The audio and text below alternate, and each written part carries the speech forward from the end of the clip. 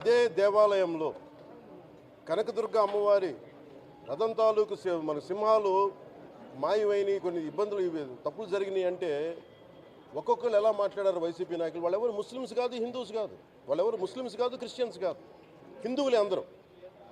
పొద్దున్న లేస్తే తాళ్ళు కట్టుకునే వాళ్ళు, బొట్లు పెట్టుకునే వాళ్ళే. కానీ ఒక తప్పు జరిగింది, ఒక అపవిత్రం జరిగింది అంటే పదవులు అనుభవిస్తూ ఉన్నవాళ్ళు, పొద్దున లేస్తే గుళ్ళకి వెళ్ళేవాళ్ళు, వీళ్ళు అపహాస్యం చేస్తూ ఉన్నారు, వీళ్ళు వెటకారం చేస్తూ ఉన్నారు. ఈ ఎంటైర్ ఈ విషయంలో వాళ్ళు మతం పుచ్చుకున్నారా లేదా నాకు అన్నీ తెలియదు. వైవి సుబ్బారెడ్డి గారు ఉన్నారు, భూమన కరుణాకర్ రెడ్డి గారు ఉన్నారు, వారి కుటుంబ సభ్యులు ఉన్నారు. ఎవరైనా సరే మీరు మతం పుచ్చుకున్నారా లేదా నాకు తెలియదు. అవన్నీ అది మీరు బయటికి చెప్పుకుంటారా లేదు నాకు తెలియదు. నేను అది కూడా మాట్లాడట్లా. కానీ మీరు బాధ్యత తీసుకున్నారు. మీరు హైందవ ధర్మాన్ని కాపాడుతానని మీరు బాధ్యత తీసుకున్నప్పుడు కాపాడాల్సిన అవసరం మీ మీద ఉంది. బోర్డుని మీరు స్థాపించారు, మేము స్థాపించాల. తప్పులు జరిగినాయి. తప్పులు జరిగితే వైఎస్ జగన్ గారు ఏం చెప్పాలి? ఒకవేళ నాకు తెలియకుండా మేము ఆయన బ్లేమ్ చేయట్లా. కానీ మీ ఆధ్వర్యంలో జరిగింది, మీరు కాన్స్టిట్యూట్ చేసిన బోర్డు వల్ల జరిగిన తప్పిదాలు ఇవి. మేము ఇవి కనుగొన్నాం. ల్యాబ్ టెస్టులు ఇవన్నీ మేము ఆటలాడతామా? ఇవన్నీ వీటితోటి సెంటిమెంట్స్ తోటి మాకు బాధ్యత లేదా? నేను నిజంగా కనుక చాలా బలమైన సనాతన ధర్మాన్ని పాటించేవాడిని. చిన్నప్పటి నుంచి పొద్దున్న లేచినప్పటి నుంచి రాత్రి పడుకునేదాకా మా ఇంట్లో రామనామం ఉండేది, రామ జపం ఉండేది మా ఇంట్లో. అలాంటి రామభక్తులం మేము. కానీ రామతీర్థం విగ్రహాన్ని, రాముడి విగ్రహాన్ని శిరచ్ఛేదం జరిగినప్పుడు ఒక సగటు సనాతనవాదిగా, సగటు హిందువుగా, సగట రామభక్తుడిగా బయటకు వచ్చి చాలా గొడవలు చేయగల సత్తా ఉన్నవాడిని గుర్తుపెట్టుకోండి. ముఖ్యంగా వైసీపీ నాయకులకి, నన్ను విమర్శించే దేశ యావత్తు నన్ను విమర్శించే ప్రతి ఒక్కరికి తెలియజేస్తున్నా, గొడవ పెట్టుకోవాలంటే చాలా బలంగా గొడవ పెట్టుకోవాలి. కానీ నాది పేదవాళ్ళ కష్టాలు, క్రిమినలైజేషన్ ఆఫ్ పాలిటిక్స్, వీటి మీద మేము మాట్లాడతాం, వీటి మీద తప్పించాం. ప్రజలు బాగుండాలి, కాన్స్టిట్యూషన్ వాల్యూస్ని అప్హోల్డ్ చేయాలి, రాజ్యాంగం బాగుండాలి, వీటి కోసం తపన పడేవాళ్ళు. కానీ సెక్యులరిజం పేరు మీద, secularism is not one way, it's two way. Secularism అంటే కూర్చోబెట్టి ఒక్క సైడ్ నుంచి వచ్చేది కాదు, అన్ని సైడ్ నుంచి రావాలి. ఇది చాలా ఆవేదన కలిగిస్తుంది. కొన్ని దశాబ్దాలుగా చూస్తున్నారు ప్రతి హిందువు. దీంట్లో మిగతా మతాల ప్రస్తావన కంటే కూడా నేను ఎక్కువ ప్రస్తావన చేస్తుంది హిందూ ధర్మాన్ని పాటించి, వాళ్ళు వ్యక్తిగతంగా పాటించి బయటకు వచ్చేటప్పటికి మీడియా వారి కోసమో లేదంటే ఇంకొంత ఎవరైనా సాటిస్ఫై చేయడం కోసం తెలియదు, కానీ సాటి హిందువులు తోటి హిందువులను తిడతా ఉన్నారు. ఇది చాలా ఆక్షేపణీయం. దీంట్లో నేను ముస్లిమ్స్ నిందించట్లా, అని క్రిస్టియానిటీ నిందించట్లా, కానీ బాధ్యత తీసుకున్న హిందువుల్ని నేను నిందిస్తున్నాం. బాధ్యత మీది. మీరు యథాలాపంగా వచ్చి ఇది పొలిటికల్ పదవులు, విగ్రహాలు పోతే మేము ఇల్లు కట్టుకుంటాం, వాకిళ్ళు కట్టుకుంటాం, ఏం మాటలవి? ఇదే మీరు మస్జిద్లో జరిగితే మాట్లాడతారా? మస్జిద్లో ఇలాంటి అపవిత్రం, ఒక చిన్నపాటి చోరీ జరిగితే ఇలాగే మాట్లాడతాం. ఎందుకంటే మీరు మాట్లాడరు, ఓట్లు కదా అక్కడ. కానీ హిందువులు మాట్లాడితే హిందువులు అందరికీ ఎవరు పట్టించుకోరు. ఇక్కడ మా వేదన ఉండదా? మౌనంగా ఉన్నామంటే బాధ లేదనా? కోపం రాదనా? ఈరోజుకి కూర్చొని చూడండి ఏం మాట్లాడుతున్నారో వాళ్ళు. ఆయన వాళ్ళ లాయర్ అంట, ఆయన ఎవరు, ఏజీపీ అంట, పొన్నవోలు సుధాకర్ రెడ్డి గారు తిరుమల లడ్డుపై ఢిల్లీలో చేసిన కామెంట్ నా దృష్టికి తీసుకొచ్చారు.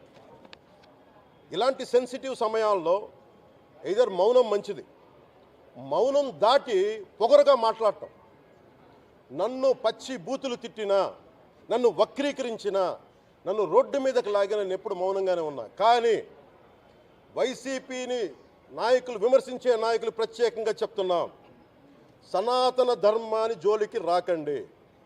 తప్పు జరిగితే తప్పు జరిగిందని ఒప్పుకోండి, లేదా మాకు సంబంధం లేదని చెప్పండి. అంతేగాని మళ్ళీ అడ్డగోలుగా మాట్లాడితే ఎవ్వరం క్షమించం. ఇక్కడ మీరు కూడా హిందువులే, పొన్నవోలు సుధాకర్ రెడ్డి గారు మీరు హిందువులే. నోటికొచ్చినట్టు మాట్లాడకండి. తమాషాలుగా ఉందా మీకు? సరదాలుగా ఉన్నాయా? మొన్న ప్రకాష్ రాజ్ గారు మాట్లాడారు నా మీద. అరే నేను మాట్లాడుతుంది ఒక హిందువులు అపవిత్రం గురించి మాట్లాడుతున్నాను. ఇందులో ప్రకాష్ రాజ్ గారికి సంబంధం ఏంటి? ఇందులో నేను ఇంకొక మతాన్ని నిందించానా? ఇస్లాంని నిందించానా? క్రిస్టియానిటీని నిందించానా? అపవిత్రం జరిగింది, ఇలా జరగకూడదు, ఫుడ్ అడల్ట్రేషన్ జరిగిందని మాట్లాడుతుంటే దీన్ని గోల చేయకూడదంటే అంటే తప్పు జరిగినప్పుడు మాట్లాడకూడదా? ఒక అపవిత్రం జరిగితే మాట్లాడకూడదా? దేవతా విగ్రహాలను శిరచ్ఛేదం చేస్తే మాట్లాడకూడదా? ఏం పిచ్చి పట్టింది ఒక్కొక్కళ్ళకి? ఎవరి కోసం మాట్లాడుతున్నారు మీరు? ప్రకాష్ రాజ్ కూడా చెప్తా ఉన్నాను, నాకు మీరంటే గౌరవం. I have extreme respect for you. కానీ when it comes to secularism, Prakash Raj గారు, it is a two way, not one way. I have extreme respect for you. You know that. మీరు secularism is always two way, it is not one way. హిందువుల మీద దాడి జరిగినప్పుడల్లా వచ్చి మాట్లాడటం తప్ప, అన్య మతాల మీద జరిగితే నేను కూర్చొని ఇంతమంది కౌలు రైతులకు ఇచ్చాను, ఎంతమంది ముస్లిం ఇస్లాం రైతాంగానికి ఇచ్చాను నేను. ఇదే ఎన్ని మద్రాసాలకి డబ్బులు ఇచ్చాను నేను, 25 లక్షలు 30 లక్షలు ఇచ్చాను, ఇచ్చినవాడిని నేను. నాకు అన్య మతం ఇస్లాం మీద గౌరవం ఉన్నవాడిని, క్రిస్టియానిటీ మీద గౌరవం ఉన్నవాడిని. చిన్నప్పటి నుంచి కూర్చొని మిషనరీ స్కూల్లో చదువుకున్నవాడిని.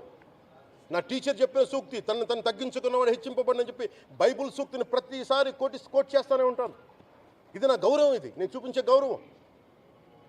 మీరు మాట్లాడితే కూర్చొని నేను పాటించే ధర్మానికి అపవిత్రం జరిగినప్పుడు నేను మాట్లాడకూడదు, మౌనంగా ఉండాలి. సెక్యులరిజంకి విఘాతం అంటే ఏంటి? సెక్యులరిజంకి విఘాతం? నా ఇంటి మీద దాడి జరిగినప్పుడు నేను మాట్లాడకూడదా? నా ఇల్లు 10 మందికి ఆశ్రయం ఇస్తుంది. నా సనాతన ధర్మం అన్ని ధర్మాలకి ఆశ్రయం అయితే దానికి దాడి జరిగినప్పుడు, దాని మీద అపవిత్రం జరిగినప్పుడు దానికి కూడా మాట్లాడకూడదంటే ఏం మాట్లాడాలి మీతోటి? ప్రకాష్ రాజ్ గారు, you have to learn your lessons. I respect you. It's not just Prakash Raj Garu, all the people who thinks in the name of secularism, you're going haywire. Let me tell you guys, we are extremely hurt. Don't make a mockery out of our sentiments.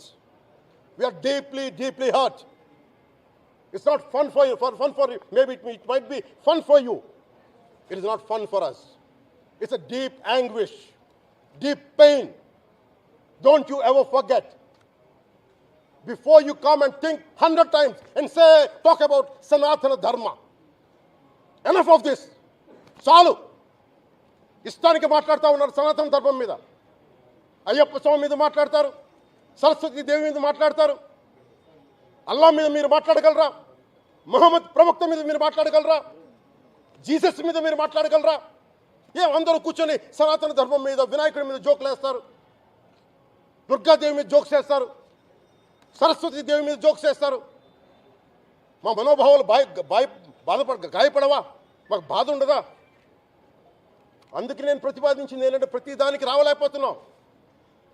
సనాతన ధర్మ రక్షణ board is order of the day. ప్రతిసారి కూర్చోబెట్టి మేము defend చేసుకోలేం. ఇది ప్రతి సగటు హిందువు తాలూకు ధర్మం. ఇదే ఇస్లాం మీద దాడి జరిగితే ఎంతమంది బయటకు వస్తారు? ఎంతమంది నిరసన తెలియజేస్తారు? రోడ్ల మీదకి రమ్మని చెప్పట్లా. కనీసం మీకు కోపం కూడా రాకపోతే మేము ఏం చేస్తాం? గుడికి వెళ్ళే ప్రతి హిందువు బాధ్యత కాదా ఇది? నా ఒక్కడి బాధ్యతేనా? మా బాధ్యతేనా? మీది కాదా? ధర్మాన్ని పరిరక్షించడానికి మీ బాధ్యత కాదా? ఈయన పొన్నవోలు సుధాకర్ రెడ్డి గారు మాట్లాడేది, పంది కొవ్వు చాలా ఖరీదైంది, ఆ కొవ్వు లడ్డు నెయ్యితో ఎలా కలుపుతారు? నెయ్యి 300 రూపాయలు ఉంటే పంది కొవ్వు 1200 రూపాయలు. బంగారంతో రాగి కలుపుతారా? ఇత్తడిలో పుత్తడి కలపరు. చెంబు తయారులో ఎవరైనా బంగారం కలుపుతారా? మదం ఎక్కిన మాటలు పొన్నవోలు సుధాకర్ రెడ్డి గారు. మదం ఎక్కి వస్తే ఇట్లాంటి మాట